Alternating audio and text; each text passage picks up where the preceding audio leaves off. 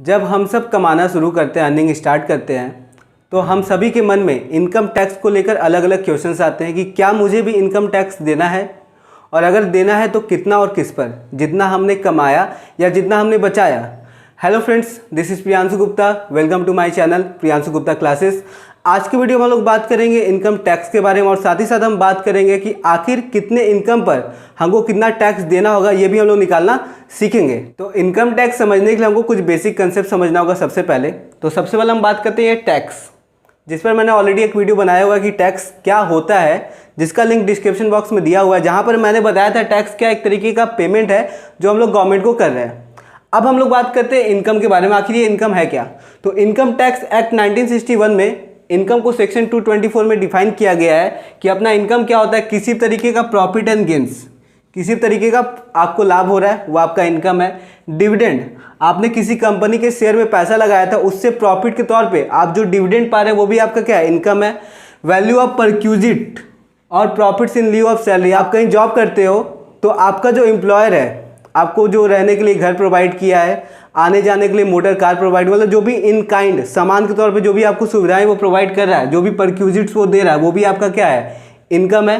और साथ ही साथ आपको जॉब करते वक्त जो आपको नॉर्मल बेसिक पे मिल रहा है वो भी आपका क्या है, इनकम है। अलाउंसेस, आप कहीं जॉब करें आपको कोई छूट मिल रहा है, जैसे ट्रांसपोर्ट अलाउंस, आने जाने का जो भाड़े का खर्च हो गया। आप भाड़े के घर पे रहे तो आपको हाउस रेंट अलाउंस आपके एम्प्लॉयर की तरफ से मिल रहा है, वो भी क्या है, आपका इनकम का पार्ट है। और साथ ही साथ कैजुअल इनकम, कैजुअल इनकम क्या हो गया, विनिंग फ्रॉम लॉटरीज, आपने लॉटरी का टिकट खरीदा, उससे आप जो जीते। विनिंग फ्रॉम गेम शो, आप किसी गेम शो में गए, मान लीजिए आप केबीसी में गए, वहाँ से आप 50 लाख रुपए जीते, तो वो जो इनकम है आपका क्या है, कैजुअल इनकम है। और एक सेक्टर और भी बहुत सारे इनकम है। इनकम को 4 या 5 तरीके से डिफाइन नहीं कर सकते। इनकम के सोर्सेज क्या होते हैं, कई तरीके के होते हैं। तो अब हम बात करते हैं कि अपना इनकम टैक्स हमारे इनकम पे किस तरीके से लगती है। तो इनकम टैक्स एक्ट में अपना एक बेसिस ऑफ चार्ज बताया गया है सेक्शन 4 में, कि अपना इनकम टैक्स किस तरीके से हम लोग चार्ज करते हैं। सबसे पहला इसमें खास पॉइंट क्या है, income tax is an annual tax on income. Income tax क्या है, एनुअल टैक्स ऑन इनकम, मतलब साल में एक बार अपने इनकम पे ये लगता है। सेकंड इंपॉर्टेंट पॉइंट है, tax is charge on every person. ये जो टैक्स है हर एक तरीके के पर्सन पे चार्ज होता है। अब ये जो पर्सन है, ये जो लोग हैं, वो कितने तरीके के होते हैं टैक्स के लैंग्वेज में? तो टैक्स में ये पर्सन टोटल 7 तरीके के हो जाते हैं। एक हो जाता है इंडिविजुअल, जैसे हम और आप हो गए। HUF, Hindu undivided family.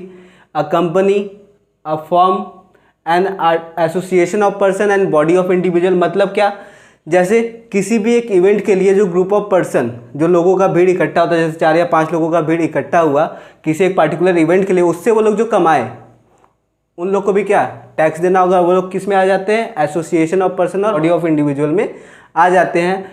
Local authority, जैसे पंचायत हो गया, म्यूनसिपैलिटी आ गया। आर्टिफिशियल जुडिशियल पर्सन, कोई भी संस्था, जैसे चैरिटेबल ट्रस्ट हो गया, कैलकाटा यूनिवर्सिटी हो गया, कोई टेम्पल हो गया, ये सब किस में आ जाते हैं, AJP में आ जाते हैं। तो अपने पर्सन टोटल 7 तरीके के हो गए। अब हम लोग का थर्ड और सबसे important point, income of the previous year is charge to tax. क्या बोल रहा है कि अपना प्रीवियस ईयर का जो इनकम है उस पर हम लोग क्या करते हैं, टैक्स चार्ज करते हैं। In the immediately following year, उसके बाद वाले साल में, at the tax rate applicable for the assessment. वो भी अपने असेसमेंट ईयर में टैक्स रेट अप्लीकेबल है, उस पर हम लोग क्या करते हैं, टैक्स चार्ज करते हैं। तो अब हम लोग बात करते हैं ये प्रीवियस ईयर और असेसमेंट ईयर होता क्या है। ये प्रीवियस ईयर और ये असेसमेंट ईयर होता क्या है। तो अपना प्रीवियस ईयर क्या है, जिसमें हम इनकम अर्न करते हैं, और अपना असेसमेंट ईयर क्या है, जिसमें हम क्या करते हैं, उस इनकम को कैलकुलेट करके, टोटल कंप्यूट करके कि हमने कितना प्रीवियस ईयर कमाया है, और फिर उसमें हम लोग क्या करते हैं, टैक्स का पेमेंट करते हैं। तो अब ये प्रीवियस ईयर और असेसमेंट को थोड़ा एग्जाम्पल थ्रू आसान भाषा में समझते हैं। सबसे पहले हम यहाँ लेते हैं कैलेंडर ईयर, जैसे अपना जनवरी टू दिसंबर वाला जो ईयर चल रहा है, जैसे अभी क्या चल रहा है, 2021 चल रहा है, तो इसके हिसाब से आप क्या बोल सकते हैं, प्रीवियस ईयर 2020 होगा। अभी 2021 चल रहा है, इसके हिसाब से आप क्या बोल सकते हैं, प्रीवियस ईयर अपना 2020 होगा।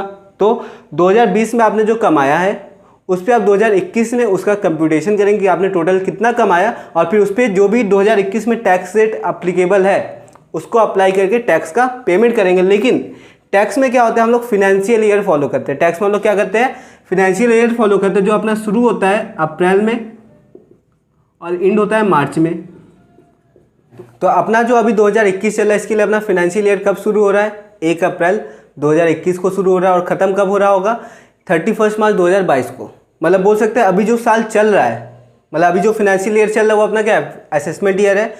जो बोल सकते 2021-22 है, और इसका जो पिछला साल था, पिछला फिनेंशियल ईयर था, जो कब शुरू हुआ होगा, 1 अप्रैल 2020 को शुरू हुआ होगा और ख़त्म कब हुआ होगा, ये 31 मार्च 2021 को। ये अपना क्या है, प्रीवियस ईयर है। फिनेंशियल ईयर के लिए जो अपना प्रीवियस ईयर उसमें हम लोग क्या इनकम अर्न किए हैं, और 2021-22 जो अपना असेसमेंट ईयर उसमें क्या करेंगे, उसको हम लोग कंप्यूट करेंगे कि हम लोगों ने टोटल कितना कमाया, और उसमें हम लोग क्या करेंगे, टैक्स को या टैक्स का पेमेंट करेंगे। तो अपना ये जो इनकम टैक्स है ये अपने हर एक इनकम पर नहीं लगता।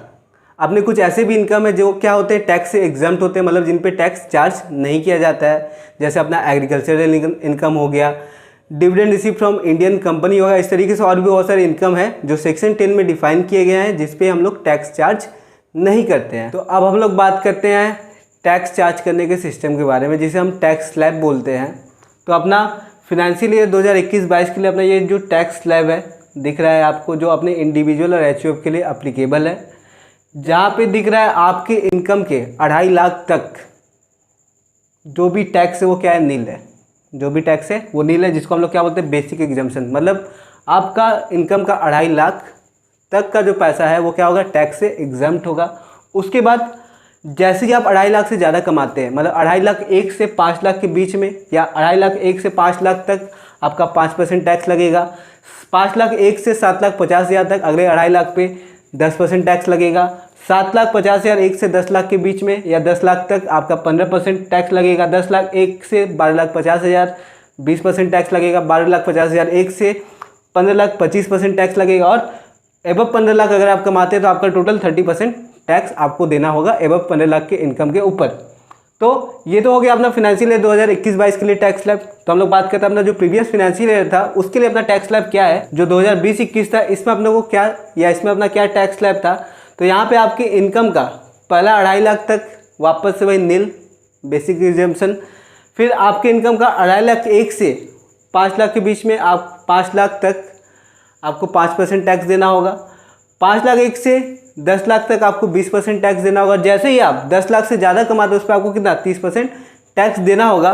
तो अभी अपना जो फिनेंशियल ईयर 2021-22 है इसमें इनकम टैक्स डिपार्टमेंट क्या किया है, जो भी सामने वाला एसएससी है जिसका हम लोग टैक्स का कंप्यूटेशन का उसके ऊपर छोड़ दिया कि चाहे वो ओल्ड स्लैब के हिसाब से अपना टैक्स कंप्यूट करे, चाहे वो न्यू स्लैब के हिसाब से अपना टैक्स कंप्यूट करे। लेकिन अब बात करते हैं आखिर दोनों में डिफरेंस क्या है, या किसी एक एसएससी के लिए कौन सा स्लैब ज़्यादा बेहतर रहेगा। तो जैसे एक बेसिक सा पॉइंट लेते हैं, अगर हम सिर्फ स्लैब का परसेंटेज देखें तो अगर मान लो कोई 9 लाख कमाता है तो इस स्लैब में उसको मैक्सिमम कितना 15% टैक्स देना होगा, और इस स्लैब में उसको कितना देना पड़ेगा 20%। तो ये तो ऐसे देखने में लग रहा है कि यार चलो यहाँ पे क्या हो रहा है, कम टैक्स देना होगा, लेकिन ऐसा नहीं है। अगर कोई फिनेंशियल ईयर 2020-21 का स्लैब फॉलो करता है तो उसको अपने इनकम से डिडक्शन अलाउ होगा, मतलब वो वेरियस डिडक्शन अपने इनकम से माइनस कर पाएगा, जिसकी वजह से क्या होगा, उसका इनकम कम हो जाएगा। तो ऑब्वियस बात, अगर इनकम आपका कम है तो आपको क्या करना होगा, टैक्स कम देना पड़ेगा। लेकिन अगर कोई फिनेंशियल ईयर 2021-22 का स्लैब फॉलो करे तो उसको वेरियस डिडक्शन नहीं मिलेगा, जो अपने इनकम से वो माइनस नहीं कर पाएगा। तो इनकम उसका क्या है, ऑलरेडी बढ़ा हुआ है। तो जब इनकम उसका ज़्यादा है तो फिर टैक्स क्या हो सकता है, उसका ज़्यादा है। तो आपके लिए जो स्लैब ज़्यादा सही हो, अगर आपके लिए ओल्ड स्लैब में कम टैक्स आ रहा है तो आप ओल्ड स्लैब सेलेक्ट करिएगा, और अगर आपका न्यू स्लैब में टैक्स कम आ रहा है तो आप क्या न्यू स्लैब सेलेक्ट करेंगे अपने इनकम टैक्स कंप्यूटेशन के लिए। ये आपके ऊपर है, आपको जिसमें ज़्यादा फायदा होगा आप उसी को अपने टैक्स के कंप्यूटेशन में कंसिडर करेंगे। तो दोनों में से आप कोई भी स्लैब सिलेक्ट करिए। उसके अलावा आपको कुछ एडिशनल टैक्सेस या एडिशनल चार्जेस भी लगेंगे, जैसे हेल्थ एंड एजुकेशन सेस। आपका जो भी टैक्स कंप्यूट करके आ रहा है इस स्लैब के अकॉर्डिंग या इस स्लैब के अकॉर्डिंग, उस पर क्या आपको 4% का हेल्थ एंड एजुकेशन सेस देना पड़ेगा। इसके अलावा अगर आपका इनकम क्या है काफ़ी ज़्यादा मात्रा में हो रहा है या काफ़ी ज़्यादा हो रहा है, अगर आपका इनकम 50 लाख से ज़्यादा हो रहा है, 1 करोड़ से ज़्यादा हो रहा है, 2 करोड़ से ज़्यादा हो रहा है, या 3-5 करोड़ से ज़्यादा हो रहा है, तो आपको कुछ सरचार्ज भी देना होगा। मतलब आपका जो टैक्स आया हुआ है ऑलरेडी उस पर क्या होगा, एक सर्टेन परसेंटेज का सरचार्ज भी ऐड हो जाएगा। अगर आप 50 लाख से ज़्यादा कमा रहे हैं तो 10% सरचार्ज ऐड होगा। अगर आप 1 करोड़ से ज़्यादा कमा रहे हैं तो 15%, 2 करोड़ से ज़्यादा कमा रहे हैं तो 25%, और अगर आप 5% से ज़्यादा कमा रहे हैं तो आप क्या 37% का सरचार्ज ऐड होगा। और लास्टली हम लोग बात करते हैं रिबेट अंडर सेक्शन 87A।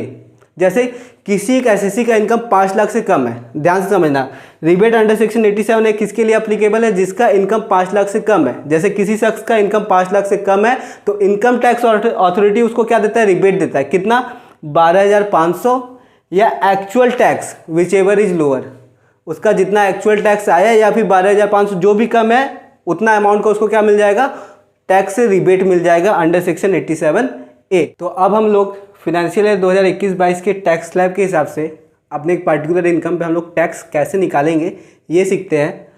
तो मान लो अपना इनकम 18 लाख है टोटल, तो अपना फिनेंशियल ईयर 2021-22 के टैक्स स्लैब के हिसाब से हम लोग इस 18 लाख के ऊपर टैक्स कंप्यूट करेंगे। तो अपना टैक्स स्लैब का सबसे पहला पोर्शन क्या कह रहा था, फर्स्ट 2,50,000 क्या है, नील है। अपने इनकम का 2.5 लाख तक का जो अमाउंट है वो क्या होता है, टैक्स से एग्जाम्प्ट होता है, नील होता है। तो वही अपना यहाँ पर आ गया फर्स्ट 2,50,000 नील, इस पर हम लोग को कोई टैक्स चार्ज नहीं करना होगा। फिर नेक्स्ट 2,50,000 1 to 5 लाख, हम लोग अब अपने इनकम का 2.5 लाख से 5 लाख तक जो हम कमाएँ, मतलब कितना कमाएँ 2.5 लाख रुपए, उस पर हम लोग कितना निकालेंगे 5% का टैक्स जो आ जाएगा 12,500। फिर हम लोग नेक्स्ट 5 लाख 1 से 7,50,000 तक जो कमाएँ 2,50,000 उस पर 10% 25,000। फिर नेक्स्ट 7,50,000 1 से 10 लाख, इसके बीच में हम लोग कितना कमाएँ 2.5 लाख, उस पर 15% 37,500। फिर नेक्स्ट 10 लाख 1 से 12,50,000, इस पर हम कितना कमाएँ 2.5 लाख, उस पर 20% 50,000 आ गया टैक्स।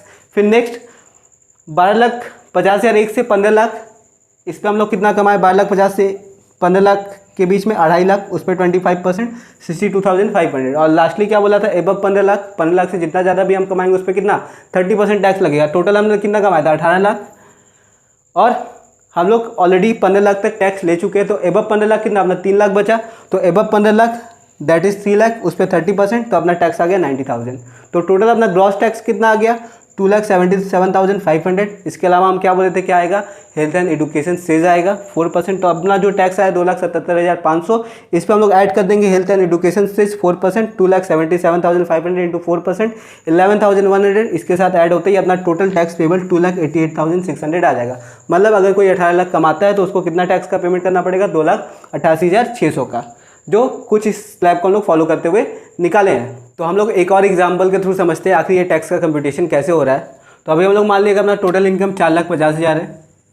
तो बस अपने इस फाइनेंशियल ईयर 2021-22 के टैक्स स्लैब को हम लोग फॉलो करते हुए टैक्स कंप्यूट करेंगे। तो क्या कहता है ये, फर्स्ट 2.5 लाख, मतलब अपने इनकम का पहला 2.5 लाख तक हम लोग को क्या करना है, टैक्स नहीं देना है, जो अपना बेसिक एग्जाम्पशन में आ जा रहा है। तो वही फर्स्ट 2.5 लाख नील। फिर नेक्स्ट स्लैब क्या अपना 2.5 लाख से 5 लाख के बीच में कितना 5% का अपने को टैक्स देना है। तो नेक्स्ट 2.5 लाख से 5 लाख के बीच में उसका कितना इनकम है टोटल, वो तो कमा ही रहा है 4.5 लाख। तो 2.5 से 5 के बीच में उसका कितना है, मात्र 2 लाख ही इनकम है। तो उस 2 लाख पे उसका 5% निकाल दिए तो 10,000 उसका टैक्स आ गया।